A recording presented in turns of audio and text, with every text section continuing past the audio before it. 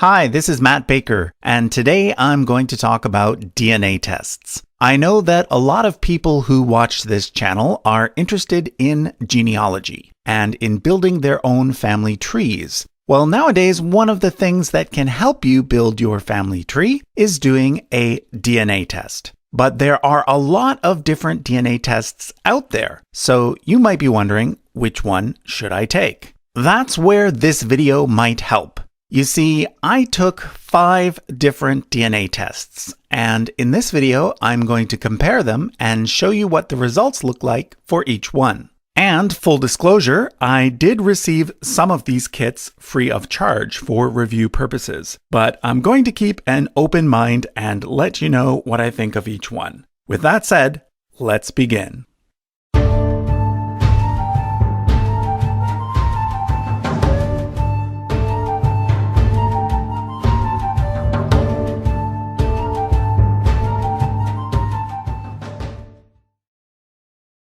The 5 kits I'm going to review are CircleDNA, Family Tree DNA, Ancestry.com, 23andMe, and MyHeritage. And I'm going to talk about them in order of price, from the most expensive to the least expensive. So up first is CircleDNA.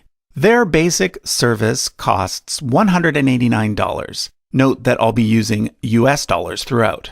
Their premium service costs $629. So yeah, that's pretty expensive. But keep in mind that you get what you pay for. CircleDNA is primarily focused on health-related information, and in that regard, it definitely gives you the most detailed health information of any DNA kit that I've tried. In fact, they market themselves as the world's most comprehensive DNA test.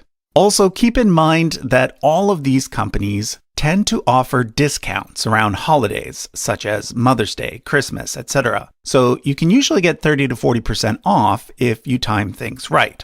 In fact, CircleDNA has offered a special deal for everyone watching this video. If you use the link in the description along with the discount code MATTB33, you will instantly get 33% off any of their tests. Now, when it comes to DNA tests, there are generally 2 methods of collection. Some kits give you a swab that you simply rub against the inside of your cheek and then place in a vial of liquid, whereas other kits require you to spit a bunch of times into a vial, which generally takes a little longer and is a little bit more difficult. In both cases, the most important thing is to not eat or drink or even brush your teeth for at least 30 minutes before you take the test. So for each test, I'll let you know which method they use. In the case of CircleDNA, they use the swab method. The process for any of these tests is pretty much the same after that. The first thing you have to do is register the sample using the number on the vial. The instructions will be sent with the kit. This is extremely important because if you skip this step, the company won't know which sample is yours. You then place the vial into a special bag that they provide. Note that these usually include a special piece of paper that you must not remove. This is because that paper somehow helps to keep back to the company. Next and finally comes the most difficult part of all, the waiting.